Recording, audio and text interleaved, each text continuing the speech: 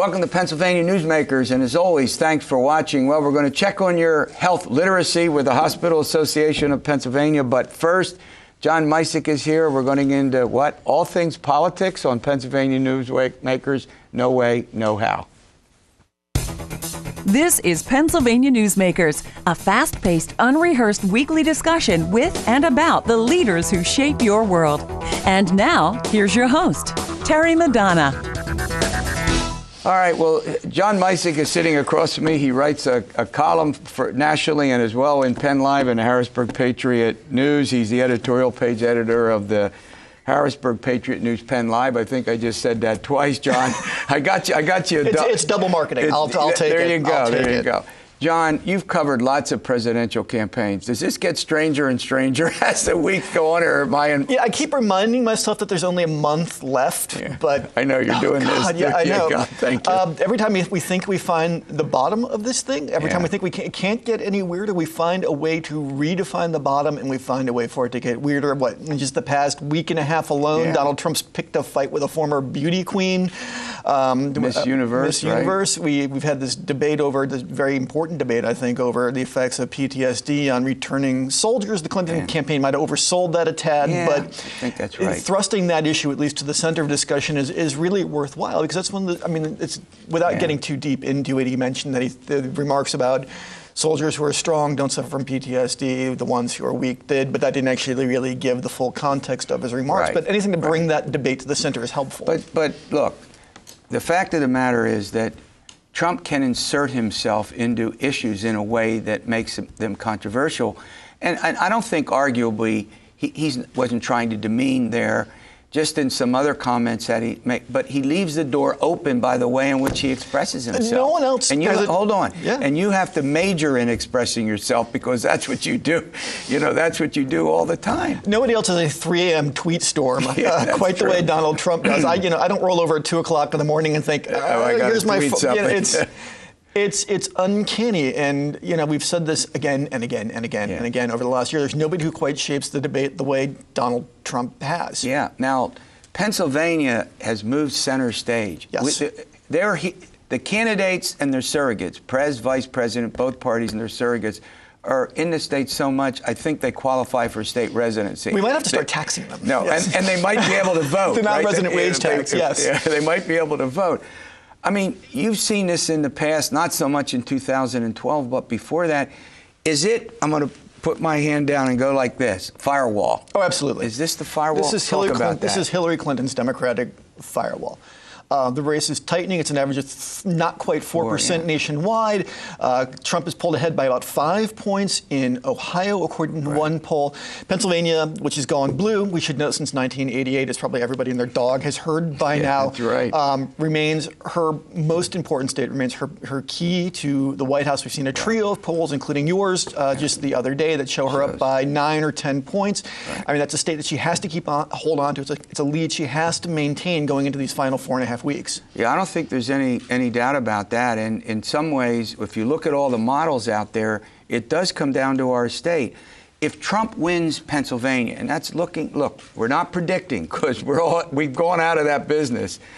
But should Trump win, he wins the presidency, because then Ohio, Florida, North Carolina, 3 other big states, are less Democratic than Pennsylvania. I mean, if Ohio, would you agree with that? Yes. If Ohio and North Carolina fall to Trump, and for some reason he takes Pennsylvania, it's game over. I mean, the question is for Trump, though, is can he get above 45%? I mean, is that his ceiling? We've not seen him break 45. He's at 47 in Ohio, but that's the only place, and he's not broken that polling threshold. It's still a really tough row for him. That's a great point. Now, on the other side of the fence, it does look like there's this enthusiasm gap. Secretary Clinton is going to win the African-American vote. She's going to win the millennial vote. But, boy, you know how we know that? You don't even need the polls. You know how? Where was Barack Obama 2 weeks ago? Where was Mrs. Obama on 2 college campuses? Where was Chelsea Clinton out in John's? Right. Absolutely. I mean, I was in Philadelphia for the first presidential debate 2 weeks ago, sitting with a table full of millennials, kids in 22 to 25 who had been Sanders voters in the primaries. Good point. Some of whom had reluctantly come around to Clinton because they realized that she was the best choice against Donald Trump. Some who were weighing a vote for Gary Johnson, the Libertarian candidate, or Jill Stein, the Green Party candidate, and realizing essentially that that would be a squandered vote since the two of them together aren't going to poll above 10%. 10%, yeah. So it's almost an eat your vegetables choice for these younger voters. And the same goes for black voters who feel not unjustifiably that sometimes they're taken for granted. Donald Trump made kind of that half-hearted pitch for the black vote in Philly, about a month or so back. Not followed up. He didn't follow up. They didn't follow up, and I think black voters have done the math. And they realize that still Clinton is their best choice, but I think not that same kind of oomph. And the enthusiasm that we saw with Obama just isn't there. I mean, I spend my life on a college campus, and they just don't seem that she's going to get the millennial vote. But the question is, Obama got about 62, 64%, and she's trailing that, and many more of them might not vote. Isn't that a problem? That's a risk. She was here in Harrisburg just this last week at the Zembo Temple, and that was the message she returned to, and her surrogates returned to again and again and again. The state's voter registration deadline is October the 11th. They're pounding on, get out there to vote, make sure you vote, get your friends to vote, get your cat to vote. I mean, they need every single body that they possibly can. All right, we're going to take a quick break. When we come back, we're going to continue our discussion with John Micek, and then Andy Carter, the president and CEO of the Hospital and Healthsystem Association, is on. We're going to check on your health literacy. I think I need to do that too. We'll be back in a moment. This broadcast of Pennsylvania Newsmakers is presented by the Pennsylvania Chamber of Business and Industry, now celebrating 100 years as the statewide voice of business, and by the Pennsylvania State Education Association and Partners for Public Education, bringing the power of a great education to our schools, our students, and our communities.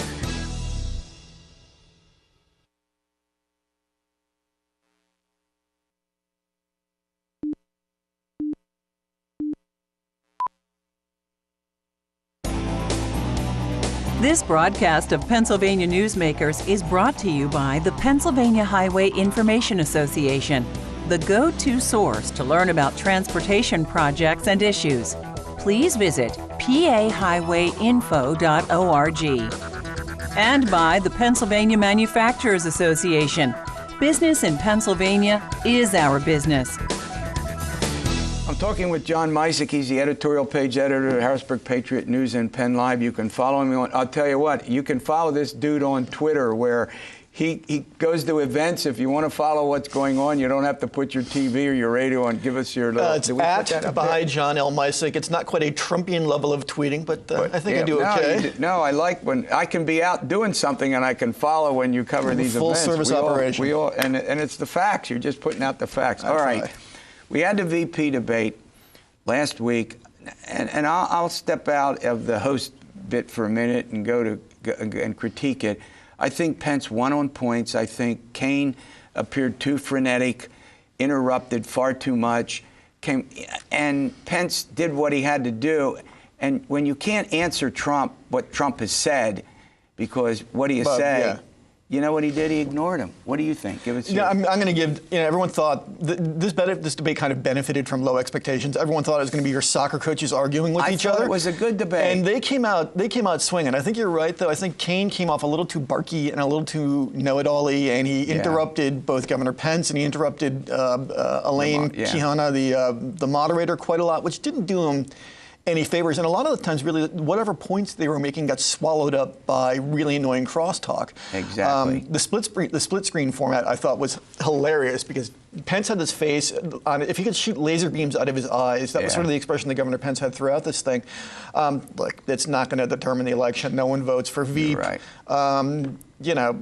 Those voters were looking for some insights into the 2-second bananas. I think came away with some. Yeah. Kaine didn't acquit himself particularly well. But it probably, I agree, it's not going to reshape the race. No. Now, but Sunday night, we have one that could. Look what happened to Trump in the last debate. In the poll that we did for your paper, Trump lost the debate. It was clear when you looked at the national polls and the other polls, he needs to redeem himself, but can he not take the bait? In other words, when Hillary throws the bait out, can he sit back and not go there? And and unwind. I mean, we know he bruises like an overripe peach at the sort of slightest provocation. It's a different format this time around, though. It's a town hall where they'll be taking questions from undecided voters. So there may be less of a chance for Clinton to kind of get in those sort of prosecutorial jabs. On the other hand, I'm sure they're prepping her to within an inch of her life to get in those shots while she may. She in Harrisburg on Tuesday this last week, she spoke a bit about the preparation that she's doing. She's trying to be as ready as she possibly can. She acknowledged that the format's going to be different. But the issue for her is not what she knows. We know she's smart. She's a quintessential policy wonk. But the real problem she has is she doesn't relate to people. She's like the prosecuting lawyer. Yeah. It's hard to sit back and say, well, you know the old thing, let's go out and have a beer together. Bill Clinton, Joe Biden, we can go through Ed Rendell. Yes. Guys, and you've interviewed all these people that we'd say, okay, let's go out and hang out with them. You just don't have that same feeling with her. I mean, it's one of sort of the great false tests of American politics. You want to have a beer. I wouldn't want to have a beer with any of them. But, Hillary Clinton does have the relatability problem, and she's going to have to show empathy, or at least feign empathy in this town hall format on Sunday. All right, John Micek, thanks for coming in. All right, Andy Carter coming up. We'll talk a little bit about health literacy. And we'll have John Micek on soon to weigh in again on presidential politics. This broadcast of Pennsylvania Newsmakers is brought to you by the Pennsylvania Credit Union Association. Pennsylvania Credit Unions, where people are worth more than money. To find a credit union that is right for you, check out ibelong.org. And by the Energy Association of Pennsylvania, Pennsylvania's energy information source.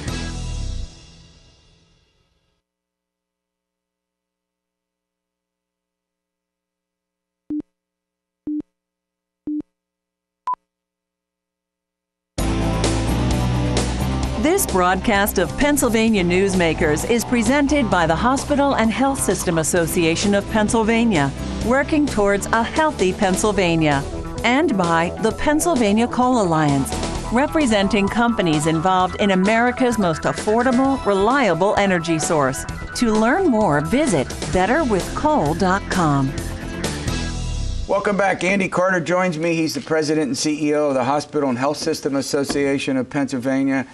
Health literacy. As I promoted this and said, Andy Carter is here. He's going to help you understand what you need to do to make sure you're in good health. Did I get that right? Am I wrong about that? You did. We're here to provide some insights on how to be successful. This is important because these are steps that people need to to be aware of. Yes. Let's go through it. It's important enough that the governor last year declared this October to be Health Literacy Month. So let's shine a light on what we should do. Okay. Only about 1 in 10 Americans know enough about their own health care to successfully navigate the system. I'm shaking and my 1 head. out of 10 is not enough, so we have to get that number way up. Okay. Worst case is that 50% of Americans don't manage their health well enough to the point that they can actually make themselves get worse. So we have a lot of work to do. It's an urgent priority. So what does it take to become health literate? Yeah. First and foremost, it means deciding that you're not going to be passive anymore. And just sit back and do nothing, right? No, that doesn't work anymore. Physicians, nurses, other clinicians, they want you to come prepared to engage and to work hard on figuring out the path forward. Yeah. Well, are there steps that people need to take? Like, I mean, I see a physician annually. I get a checkup annually. I get all the blood work done. I know, well, you're doing this. And diet, I'm constantly told about diet, diet, and good drink advice. this, right? There's water in here, but go ahead. Talk about that. It starts with feel confident that you have a job to do. Yeah. Bring a friend or a family member with you to help bolster your confidence in your conversation with the doctor. Yeah. It's easy to be intimidated. And you can forget what they say. Exactly. So write things down, both before the appointment, your questions. For your next physical, Terry, have a list of questions in hand. Take notes as the doctor or nurse explains to you what you should do. Yeah. And listen actively. So write down, prepare, listen actively. And then what we do in a program we call Engage for Health. Yeah, I wanted to ask you about that. Go ahead. We are working with the Pennsylvania Library Association to take this toolkit out to communities, and you can work with a clinical professional at a library setting and learn how to talk to your physician or nurse. Is this free? It is free. No charge? No, there's no charge. We like it's a that. community service. Yeah, yeah. And what you learn to do is practice interviewing with a physician and having the confidence to ask questions throughout the Are we a little encounter. intimidated by physicians because we know, that they know so much and, what they say to us can materially affect our lives? We are We get a intimidated. little intimidated by that? And it's appropriate to be intimidated, Yeah. but let's remember, you know your own body much better than any physician will ever know, and they need to hear from you what your experiences are. And equally important, what are your plans for getting healthy? Yeah, that's. I don't think people think much about it. I mean, we all go through day to day, and if we get a pain or something, maybe we'll go get the aspirin or the Tylenol or whatever we take, and we forget that we got to do the annual checkups. If there's something else materially wrong, we need to go get it checked on and also the second opinion. I mean, sometimes that's important. That can help you have a complete picture of your healthcare needs. Yeah. But as you meet with your physician and you write down what they're telling you and you're asking questions to make sure you understand, it's even important, you mentioned getting lab tests. It's appropriate and necessary for you to ask, why do I need that test? How much is it going to cost me? And is it really a necessary test? That's good stuff to do. Is the toolkit that you're talking about, is it going to be available in libraries? Is there another way that people can access it? We're spreading the word, and certainly you can learn a lot more by joining our community called Healthy Me PA. Say that again. Healthy Me PA. Healthy Me PA. If somebody Googles that, you think they can it'll come find up? us, and we can steer folks in the right direction to Okay. learn more about how to be a literate person in their work with their physicians. Yeah, and I think the choice of physicians, I mean, we've got a lot of good doctors. I think that's critically important, and I don't know if there's something in there that helps them decide that. I don't know what it is. I mean, I have a great doctor. He doesn't fool around. If you have a problem, he'll say, well, you got to go see A or B or C, and I like that approach. We are doing more, and over the next several months, we'll be rolling out new tools at our website Wonderful. to help people evaluate the different hospitals and physicians that are available to them. Yeah, I mean, I know that's sensitive. We can get into the sensitivity of that, and sometimes it's subjective. Mm-hmm. It's how physicians relate to people, and I know that's something that medical schools are working on, how you interact with people and how you treat them. All that makes a big difference because that means you're more likely to go see a doctor if you need one. If you're intimidated and scared off, you're like, I'm going to stay away for 3 months when you shouldn't be, when you should be seeing somebody, right? Bedside manner matters hugely in a good patient-physician relationship. And that's why health literacy matters, because you want to be prepared so that you're not intimidated. And I think the physician will react in a very positive way to how well prepared you are for that conversation. All right, we're going to run to a quick break, and we come back. We're going to talk about open health insurance enrollment. Andy Carter is going to help us understand what that means and why it's important to you. We'll be back in a moment.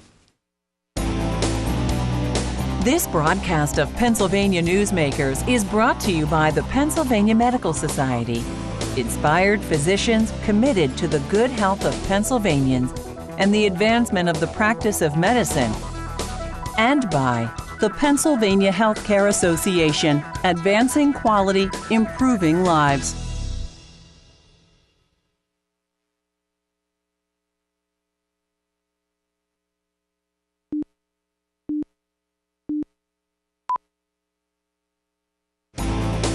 This broadcast of Pennsylvania Newsmakers is brought to you by the Pennsylvania Business Council and by the Pennsylvania Business Council Education Foundation. Andy Carter from the Hospital and Healthsystem Association of Pennsylvania is with me. He leads that organization. You represent a lot of people, a lot of hospitals. Every place I go, I find your members, right? 240. Oh, just 240 across the Commonwealth. Yeah, okay. It's all good, right? All right. Open health insurance enrollment. We're coming into that period. What's that mean? Why should the folks out there care? Well, if they don't have insurance, it's the time to step forward through the Affordable Care Act and sign up. Right. November 1st is open enrollment. It's the time that the exchange opens up for folks. Right. Over 400,000 people in Pennsylvania enjoy insurance thanks to the Affordable Care Act's exchange. Right. So it's time to think about your choices and go to healthcare.gov and sign up. And having insurance is critically important to being able to use all those skills we talked about earlier for interviewing your physician and being ready for your healthcare treatments. Yeah, now when we talk about open enrollment, it doesn't affect private insurers. I mean, your insurance goes on, it doesn't, or does it? If you have your insurance through your employer, you'll go through your normal enrollment process. Normal enrollment. But if you are counting on the Affordable Care Act or Obamacare for your insurance, November 1st is the time to either renew your insurance. You can say or Obamacare because the president calls it Obamacare. That's what I didn't use that because I didn't, I'm trying to be neutral and not disparage, but I always thought that was funny. When the president said Obamacare, I could say that. And I think people get that more than they do the Affordable Care Act. That might be a little. All right. Now, Medicare, you get this routine stuff, updates from Medicare. Should people make sure to see if they're qualified for Medicare, if they've reached the age? Do they automatically get notified of that, or they should? Yeah, anybody who's approaching retirement age or age 65 should be in touch with the Social Security office near them to find out what their eligibility for Medicare is. Right. Absolutely. So that's completely different, just so folks out there, that's completely different from Obamacare. That is correct. And when you get Medicare, you still have to get the secondary coverage to cover ancillary costs, correct? That's correct. Or unless you sign up for this program called Medicare Advantage, in which case you may or may not need supplemental insurance.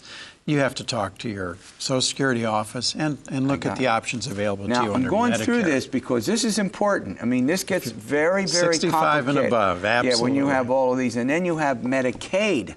Yes. So we ought to talk about that a minute. That's income related, correct? It is. For lower income Pennsylvanians, you might be eligible to be covered under Medicaid, particularly since Obamacare and the Affordable Care Act expanded eligibility for Medicaid. And if you're eligible for Medicaid, you definitely want to sign up. Yeah. Okay, I'm going to let you go in a minute or so. What's the biggest challenge hospitals face? I mean, you deal with this all the time. They are being asked reasonably to do more for less. And when I say more, I mean to deliver always high-quality care. Yeah. And one of the best measures for that is if you go into the hospital and you're discharged, you better not be coming back to have something done over in the following 30 days. And that diminishes their ratings? It does. All these, go ahead. Exactly. They're called readmissions. It's not a good thing to have happen, particularly in the first few days after you're discharged.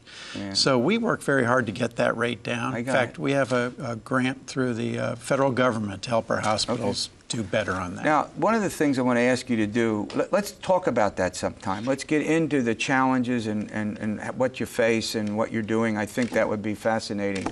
All right, we'll see you next week for another edition of Pennsylvania Newsmakers, and as always, stay well.